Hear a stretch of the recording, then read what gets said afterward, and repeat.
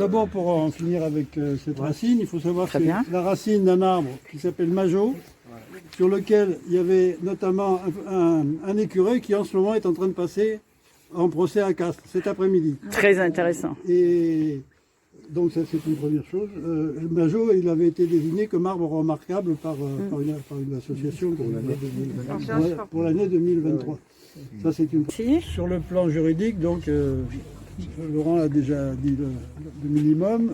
Clairement, moi je fais partie de la commission juridique. On a analysé ce qu'on n'attendait pas du tout, mais en fait qui devient un système.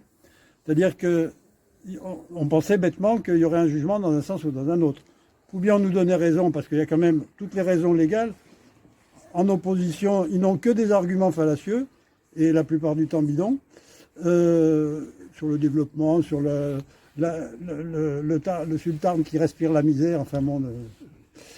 qui souhaite la misère, de Carole Delga. Carole Delga.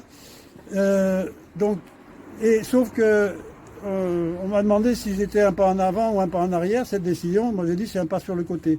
Et en fait, ça devient un système. C'est-à-dire ça s'est passé aussi pour le grand contournement de Strasbourg. Donc il y a un délai au bout duquel, normalement, le tribunal rend sa décision.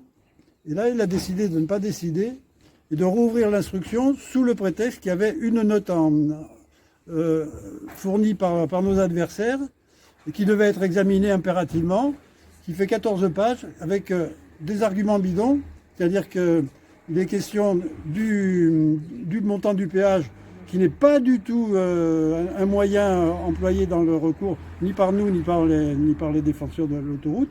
Donc déjà, c'était sans objet, qui est bien sûr sans rapport avec la légalité ou pas de la raison impérative d'intérêt public majeur.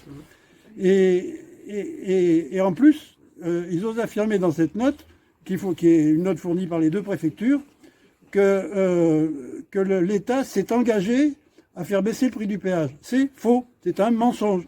L'État, il y a juste un ministre qui a dit on va essayer de renégocier le prix du péage, parce qu'il faut savoir que le prix du péage il est fixé dans le contrat avec le concessionnaire. C'est donc un contrat, et qu'un contrat, c'est pas une seule partie qui décide de la façon dont on modifie. Donc c'est un argument mensonger. Mais ça a suffi pour pour que les trois juges disent ah ben non, ben d'accord, on va rouvrir l'instruction. Alors les conséquences du fait de rouvrir l'instruction. Alors, les conséquences, c'est que, effectivement, étant donné le prétexte qui est pris, ça peut durer indéfiniment. C'est ce qui s'est passé pour le GCO. C'est-à-dire théoriquement, il y a 1 mois et demi pour boucler, soi-disant, la nouvelle instruction. Sauf que, comme ça repose sur un argument qui ne sera jamais résolu, c'est-à-dire que jamais le gouvernement ne va s'emmerder à renégocier le prix. Donc ça reste un truc en suspens qui peut durer des années, le temps de finir le truc. Ce qu'ils ont fait pour le GCO. Ils gagnent du temps en fait. Ah, et ça ne sert qu'à gagner du temps pour faire le maximum de dégâts dans le minimum de temps, bien sûr. D'accord, ok.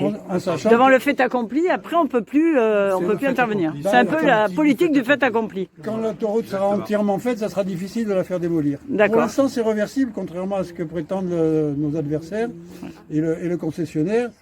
D'abord, quoi qu'on fasse, la nature retrouve toujours ses droits dès l'instant où on abandonne des équipements. Je veux dire, même si on ne faisait rien, dans 50 ans, il y aurait des arbres partout. Mais si en plus on fait un minimum de choses pour remettre la nature en état, il y a quelques trucs qui resteraient. Les arbres centenaires ne repousseront évidemment pas. Oui. Mais bon, on fait avec. Et par contre, on a déjà des projets pour aménager ce qu'ils ont déjà fait comme dégâts. Ah.